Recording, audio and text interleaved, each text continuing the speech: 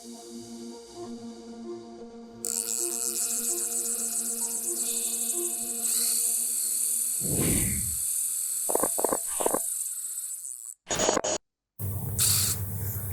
what's up? It's Kit. Time for another video. Today, I'm gonna help you catch more fish with your jigs. But before that, let me show you something. This is a trolling lure. And this is a scissors rig. This has been around for a really long time. I actually found out about this rig when I was, geez, how old was I?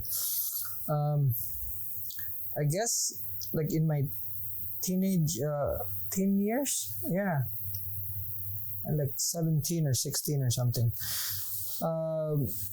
This is used by commercial king mackerel fishermen, usually used on wire, and with two long shank hooks at the back. Slide this back, they troll it. When the fish bites it, they peg it. They peg this so that it actually sits vertically like that. And then when the fish bites it, because of the shank, it goes like that and pins the fish on the top and the bottom. Now, my question is, when was the last time you've actually seen or experienced that happening with an assist hook? Okay? It doesn't, because assist hooks are actually the reverse of that rig. Most of the time, you'll have the hook in the mouth, one on the outside, or both on the inside. But on the same side like that. I have never seen the hook pinned on top and the bottom like that. So, if you have something to sell, okay, and you want to pass yourself as an expert, I really, really hope you're doing your research. Because if you're just, assuming things, it's insane. Especially when there's a crap load of people that also don't know what they're doing watching. Okay, they say that necessity is the mother of invention. Copying is the father of innovation, and assumption is the mother of all fuck ups. And that's all I have to say with that. All right, now another thing I want to mention is that there is a rod that I really like. It is 6 foot, 5 centimeters in length. Does that make sense? 6 foot 5 centimeters. There's 2 units of measurement there. It not only makes me sound like a goofball, it makes me sound ignorant. And generally, when you hear that from someone, you would say that either they skipped 5th grade math or I don't know where they went to school. Alright? So, here's the thing. When slow jigging was invented by Mr. Sato, he did a lot of research and said that, hey, a very good way of determining the weight of the jig that you start with is 1 gram per meter. And, for everyone in Asia, that's actually a guide we live by. It's something basic. Now, if someone comes along and says that, it's 1 gram per foot. That's, metric and imperial at the same time, and it doesn't make sense. It's either one or the other. Their justification is that the currents here are different. The currents in the US is different from the currents in Asia, Japan, or whatever. In Japan, there are places there that have so much current, and even if you justify your Gulf Stream, we fish in channels. Okay, we drop a 200-gram jig and we reach the bottom. The whole reason for this is because we're using the right line for the system. Standard for jigging is PE2, or for slow jigging is PE2. Now, you're measuring in feet. So let's say you're fishing at 900 meters with 500 grams. Yeah, you could do that. Great. But I can drop a 400-gram jig, or actually a 300-gram jig in 300 meters and reach the bottom because I'm using PE2. Now, if you're using 50-pound US 50-pound braid, you're gonna kite. That's it. So guys, especially guys in the US, I don't mean no disrespect or anything, but if you want to get info that's right for what you want to do, there's a ton. And all you have to do is just watch. You don't even have to understand what they're saying. There's a ton on YouTube from websites like Shimano. If you just search, okay, Major Craft has some videos that could help you guys out. I'm not saying that, watch mine and then that's it. But see, the thing is, there's a lot of info on jigging, on slow jigging particularly, on the internet, in in YouTube, that can help you out. All these snake oil salesmen, that's what they are. They have to sell stuff and they invent their own things just to make you think that it's so different. A car in Japan is the same car that's in the US. The GTR Skyline, it's the same car. JDM imports in the US, you drive them the same way you do in Japan. Slow jigging is not different in different parts of the world. It's the same. It's no matter how they justify things, just, my gosh, seriously. What I'm about to mention here is not something that a lot of people, including the experts there, are going to talk about, because majority of this they don't even know about. So grab some coffee, take some notes, and then maybe if you apply them, they'll help you out. Now, all of these are with the assumption that you're using PE2. Okay, I fish with this 200-gram koika. I fish, let's say 90% of the fishing we have here is done in 200 meters, or between 150 to 220 meters. Convert that into feet, and you'll see that we're fishing deeper. There's a video that says that we fish 100 feet, and they're using heavier jigs because they're fishing the Gulf Stream. We're fishing deeper, but we're fishing with thinner lines, so we cut the current. The reason why I'm mentioning this specifically is because if you're using thinner line, you'd be able to detect more strikes because your line would be more vertical. And that's very, very important. When you're fishing current, you have to choose jigs that are slimmer, more than they are wide. But it doesn't mean to say that you can't fish wide jigs. Now, let's say this is the boat. Okay, the current is going this way, so your drift is going like that. So your lines, you're gonna be fishing this. Your lines are going to be here. You're gonna be fishing here. So what we do is go to the other side, we cast up current and then move to our spot. That way, the jig is falling with the current, and by the time it reaches the bottom, we're straight. Okay, and we're fishing on a free drifting boat. Heavier jigs are not always the answer, because even if you're fishing heavy jigs and the boat is moving like this, eventually what's going to happen, even with thinner line, is that your lines are going to straighten out. And when the lines are straightened out, when they're diagonal, you won't feel the bite as much. And this is the whole reason why you use thin line, because not only do you go down faster, but you also stay vertical longer.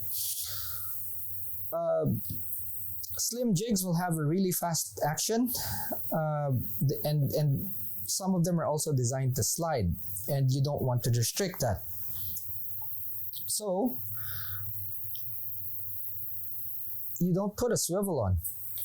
There are people that actually rig with a split ring and then a swivel. And what happens there is that it will actually cut down on the sliding motion, because what it wants is just to flutter, and most of the energy is actually spent on the flutter.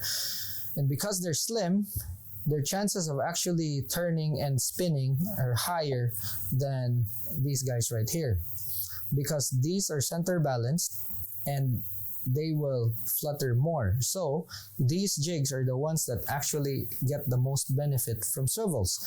But different swivels have different effects. Okay, so when you put a ball bearing swivel on this, it might want to spin. And what you want to do to stop that is to actually use assist hooks that have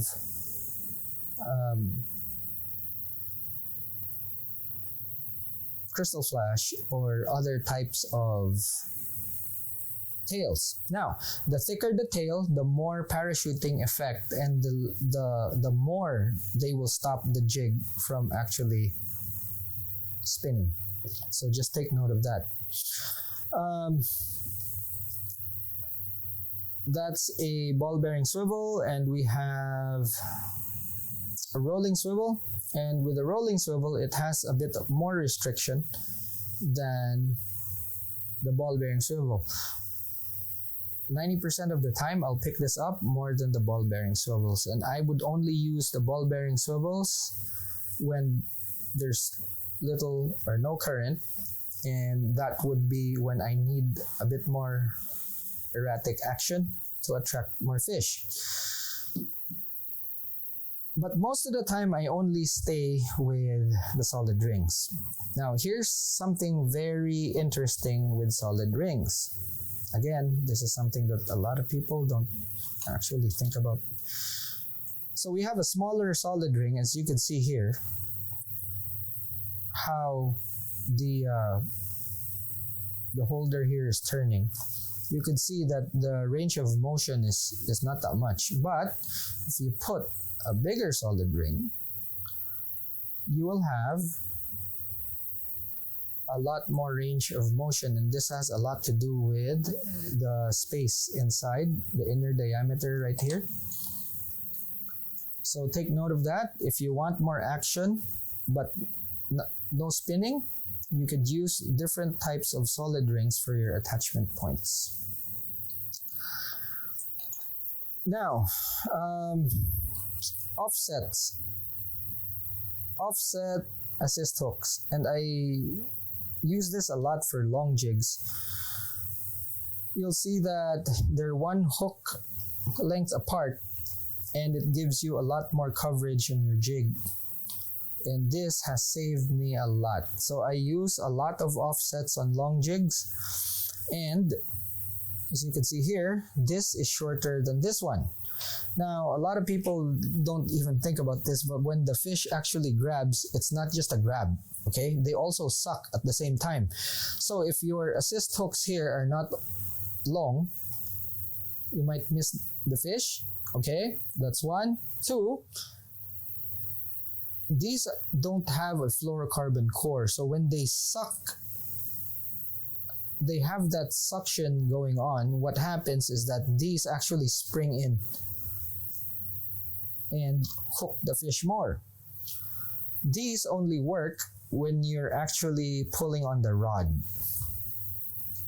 because as mentioned in one video, the fish will always grab the perceived head. So when you're pulling on the jig going up, the direction of where the head is going is what the fish would think as the fish's head or the bait's head.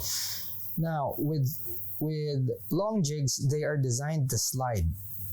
So, some long jigs. So, when you actually give it slack or you're dropping, you're giving it line, or the best way is to actually, when you're doing a long fall and then you follow the jig with your rod tip as it falls, that's when it slides. When it slides, the fish will think that the butt is actually the head, so it will strike there. And majority of the time when you're doing a lot of long fall, that's where you actually hook the fish.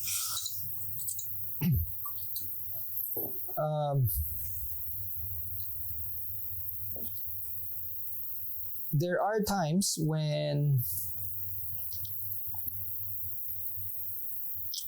the eye is not sitting on the same plane as the edges of the jig, as you can see here. In which case, what you want to do is actually look for an assist hook that's rigged like this. And what it is a small ring.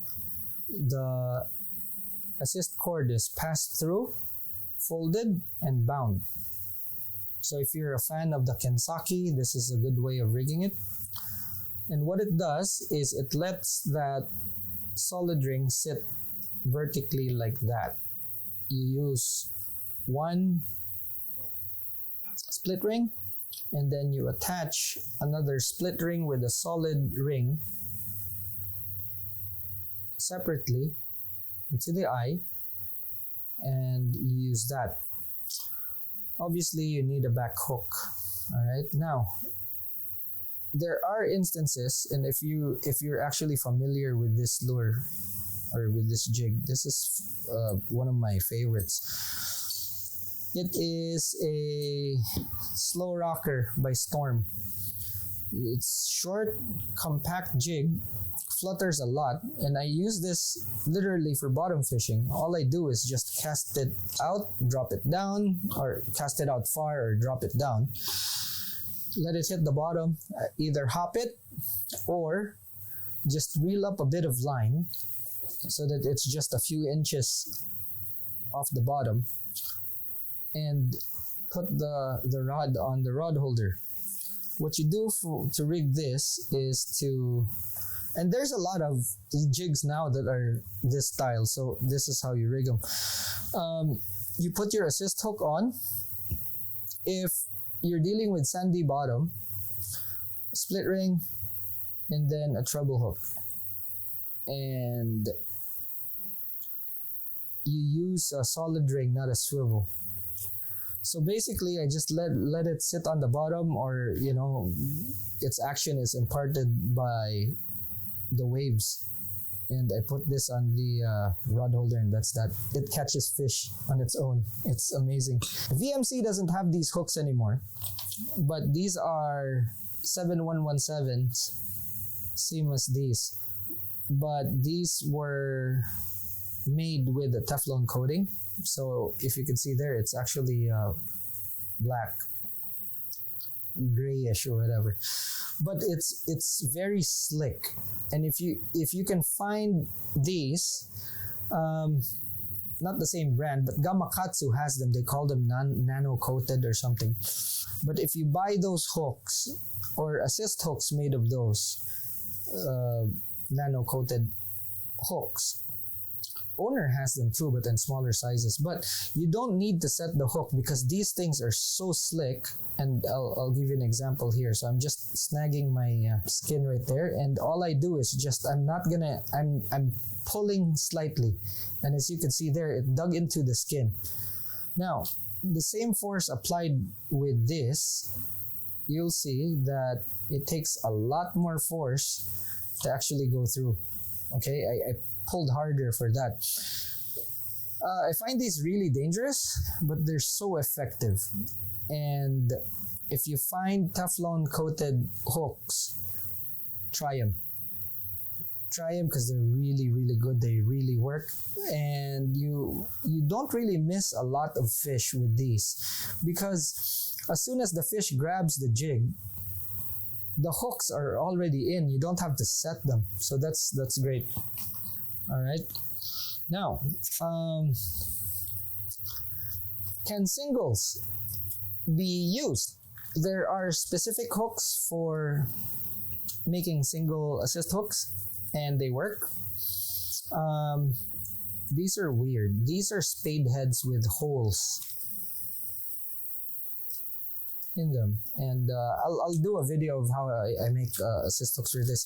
I usually use them for really big and heavy jigs, usually for the deep water stuff. Now, I don't really do this, but I know that there are a lot of people that are actually watching and saying that, okay, why should we be listening to this guy? I know a thing or two about jigging. It was part of my job. And these companies actually trusted me to help them with their assist hook. So I was heavily involved in this. And this one, I actually designed myself from top to bottom. So,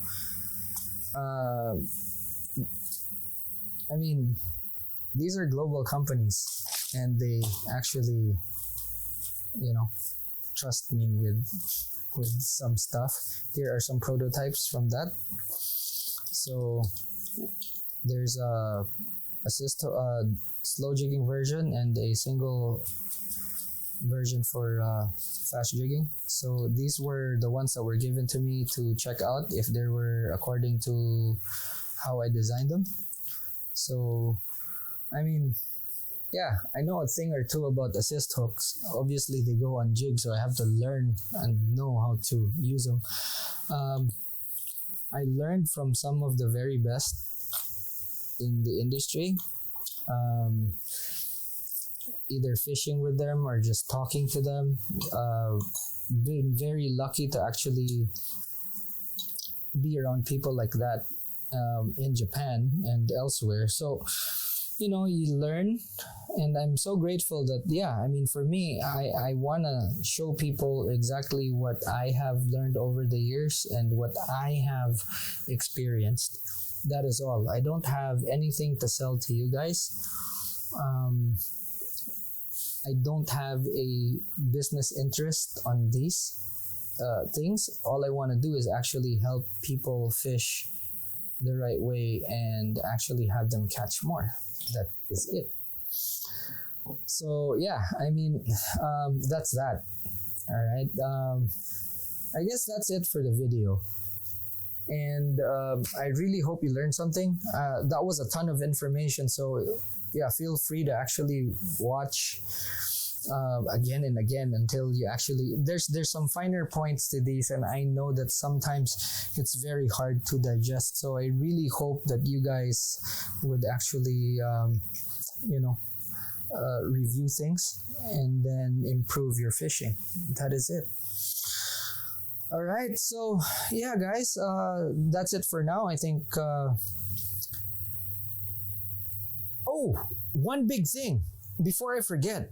Actually, wow, this is actually quite big for me. So if you notice here, that's white, this is black.